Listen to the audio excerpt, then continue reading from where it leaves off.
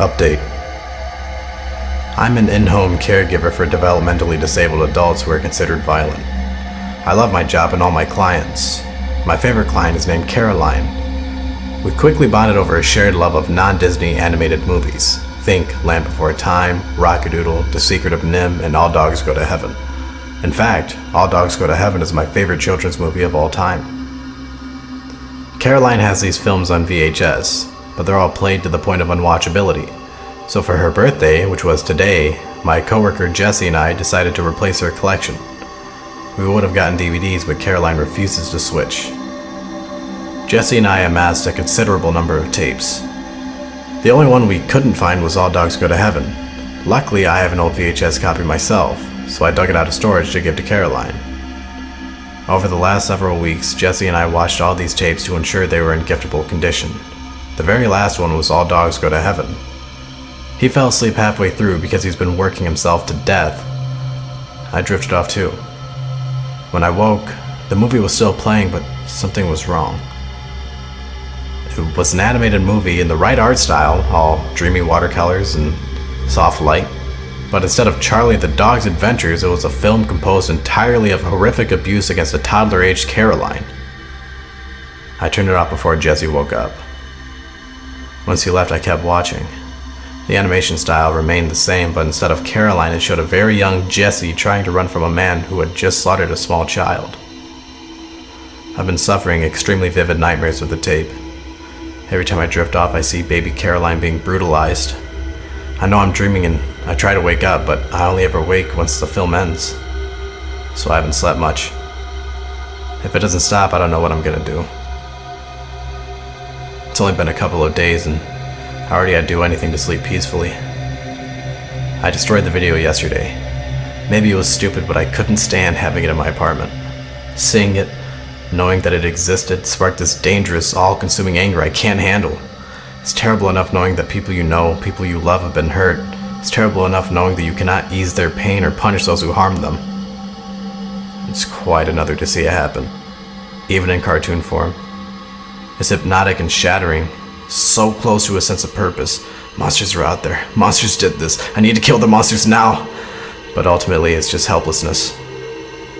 These crimes are long buried and long forgotten by everyone but the victim. That's how it always is. You encounter it constantly in this line of work.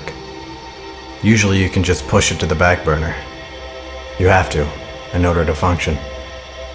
But I've been having trouble with that these last few days. I also don't know what on earth I'd say if I gave the tape to the cops. It's mine. It has my freaking name on it in magic marker. So getting rid of it seemed like the best solution. I pulled the tape out, smashed the casing, and tossed it all in the dumpster. It hasn't stopped the nightmares, but it helped with my peace of mind. I was so disturbed by it all that I called off work yesterday. I wanted to call in today too, but it's Caroline's birthday and no matter what, I couldn't miss her party. So I went. Now, this is a hard job. Sometimes it feels impossible. Sometimes it feels like it just make everything worse. But today didn't start off like that. It was actually beautiful. All the clients crowded into Caroline's house for cake and presents. Even her housemate, Mark, who won't talk to women under any circumstances, got a little present for her. Jesse and I wrapped each VHS tape individually to make it look like she had dozens of gifts. The tapes made her almost hysterically happy. Every time she unwrapped a new one, she'd jump up and down, run to her video cabinet, and replace an old cassette with a new one. It was wonderful. I'd finally done something, however small, that made her life a little happier. I was so emotionally high off this self-righteous little train of thought that I stopped counting the tapes. Caroline opened the last tape and danced around, showing it off to the other clients. This one! Watch this one! She speaks only rarely and in fragments, in a baby voice that's hard for some people to understand. But I never had any trouble. As the clients settled in to watch the film, Jesse came up beside me. "Hey," he said quietly. "Wasn't there something wrong with that one?" What? He blushed a little bit. "I don't know, maybe I'm remembering wrong. Last night I thought you said there was something wrong with All Dogs Go to Heaven." Yeah, I threw it away. "She's watching it now," he said patiently. Did you throw another movie out by mistake? I couldn't even breathe. What's wrong? Jesse asked sharply. Nothing. I whispered. He glanced at the clients. None were paying us any attention, and pulled me farther into the kitchen. Really? Because you looked shell-shocked last night, and you look shell-shocked now. What's wrong? We have to turn it off. Listen, I know you get along with Caroline, but she's been on her best behavior for you so far. You know she's put people in the hospital, right? Yes. The last girl got hurt after messing with Caroline's VCR. She tried to punish her for something. I'm not trying to punish her. Do you think Caroline's gonna know the difference? He hesitated. Maybe I can stop it. She might listen to me, but why? What's wrong with it? As if on cue, Caroline began to scream. Jesse gave me an unreadable look, then ran to the living room. I followed, fighting down a surge of panic. Cartoon toddler Caroline filled the screen, playing with blocks as the hideous clown man leered at her. The man's grin widened, spreading almost to his ears as he began to hurt her. The other clients sent up an irritable chorus. Stop screaming. It's just a kid's movie. What, so you're scared of Charlie now? Be quiet. I want to watch. Are you scared of Carface? The other staff and even our manager, Diana, looked as nonplussed as the clients. Caroline, it's just a movie. She said in a bright, chipper voice. You like this one, remember? You were telling me all about it yesterday. Look, it's just Charlie. I barely heard them. Hell, I couldn't even move. The horrific images on the screen were paralyzing, like I was in the dream again, unable to speak or even blink. But only me and Caroline saw those images. Judging by the confused looks, everyone else was watching the correct movie. Caroline kicked away from Diana. The other clients reached out to comfort her, but she shoved them away. When the clown man threw her bleeding cartoon doppelganger against the wall, she started clawing at her eyes. That finally galvanized me. I shut the TV off, then approached Caroline carefully, arms extended. She didn't even notice me, so I took a risk and wrapped my arms around her. She flailed, catching my cheek with a wildly strong punch. I saw stars but hugged her again. She continued to fight, screaming deafeningly into my ear all the while, but at least she stopped scratching her eyes. Over her shoulder I saw Jesse. All color had drained from his face, and he looked like he was on the verge of panic. He finally tore his gaze away from the TV and looked at me helplessly. I nodded slightly. He turned abruptly and disappeared into the kitchen. I wanted to go after him, but Caroline was still screaming and wouldn't let anyone else touch her. And after finally pulling us apart, Diana made me go to the hospital because of the injuries Caroline accidentally caused. I'm fine. A little bruise with a nice shiner on my cheek. And didn't really need to go, but those are the rules. By the time I was discharged, my shift was long over. I offered to finish out the current shift for whoever came in to cover for me, but Diana just made me go home. The hair on the back of my neck prickled before I entered my apartment. You know that feeling you get as a thunderstorm approaches, when every part of your skin seems to contract and your scalp tightens? It was like that, but painful. The first thing I noticed was that my TV was on. Silent static filled the screen. In front of it, starkly outlined against the flickering backdrop, was a cassette tape. I picked it up, already knowing what I was going to see. Sure enough, in worn, familiar lettering were the words, "All dogs go to heaven." On the side was my name, scrawled in a child's hand. I prayed for a while, then put it in. A familiar sunset-drenched lake filled the scene. Young Jesse sat on the shore, drawing circles in the water. When I first saw this last night, I thought he'd looked serene, even content. Now with the benefit of hindsight, I could tell he was tense, too still, too straight, practically thumbing with nervous energy even the beautiful animation couldn't hide. I knew what came next. As the last ripple touched the opposite shore, a faceless man approached and put his hand on Jesse's shoulder. Jesse's face twisted briefly, then hardened. He stood and followed the man into the woods. They reached a clearing. Rays of dying sunlight filtered through the dark canopy, infusing the scene with the sort of lush, dreamy beauty particular to these films. The man pulled up short and shoved Jesse toward the center of the clearing. There among a patch of wildflowers lay a small, dismembered body. The flesh had been peeled away. The ribcage cracked apart and popped open to reveal viscera within. Cloudy eyes reflected the trees above. Jesse threw up and tried to bolt.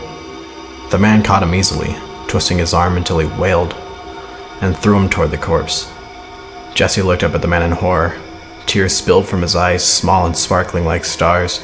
The man grabbed Jesse's throat and shoved him down until he was face to face with the dead child. Jesse bit his lip, drawing a single drop of red blood that glinted in the sunlight. Tears continued to stream down his face. They dripped into the corpse's eyes, glinting like diamonds as they disappeared into the cloudy irises. Suddenly, the dead child's jaw stretched. The tongue lolled and its entire body shuddered. The remnants of its mouth opened and it uttered a dry, miserable whine. It struggled weakly. Blood-stained hair glimmered madly with each movement. Jesse screamed and flailed, but the man held him tightly and began to laugh. "Let him go!" Jesse screamed. The child's head snapped toward his. It tried to sit up, and for an instant their foreheads touched. "You hurt him enough. Please let him go." The corpse convulsed with a hideous rattle, then fell still. The man tossed Jesse to the side and walked away. Footsteps crunching on twigs and bracken. Jesse stayed and wept. The sun dropped behind the mountains, abruptly bathing the clearing in a cool blue twilight. After a while, Jesse crawled over to the dead child and sat down. "I'm sorry," he wept, reaching for the corpse's hand. "I'm so sorry." He broke down and sobbed long after the first stars began twinkling through the canopy. After a while, he ran his fingers through the child's blood-soaked curls, smoothing them down with a kind of skittish, horrified tenderness that broke my heart. Then he shrugged out of his shirt and spread it over the body, masking the horrific wounds of the child's face and chest. Breath hitching, Jesse curled up beside the corpse and cried himself to sleep as fireflies blinked to life and owls swooped overhead. The tape abruptly cut to silent static. After a while, I realized I was on my knees. Everything was sore. My heart hurt, and that anger, that dangerous, burning, insidious rage was building so heavily and so quickly that the pressure physically hurt. I stared at the static and mumbled senselessly, trying to calm myself down. "That's it," I murmured. "You saw it. Don't watch it again. No more. There's no more. There's always more." My heart seized as I rolled around. There was something on my couch.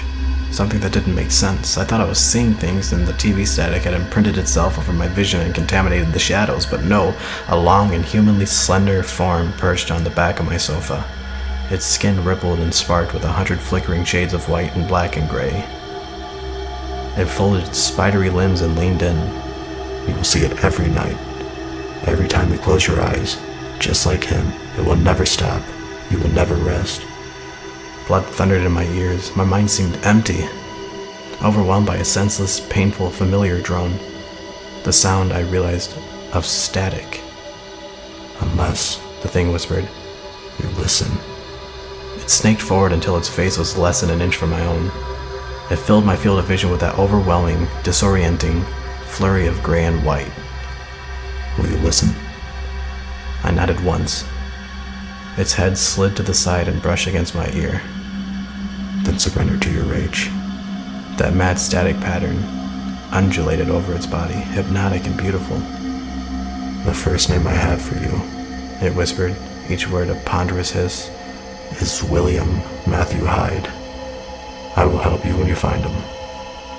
The TV shut off abruptly, throwing the room into darkness. Panic-stricken, I fumbled for a light. The lamp flicked on, showing an empty room.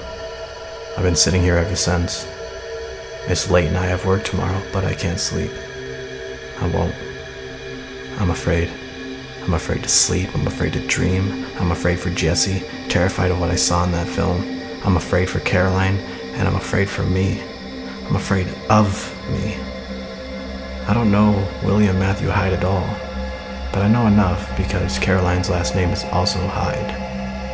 Caroline's family relinquished all legal rights to her after CPS responded to a tip and discovered horrific, ongoing abuse.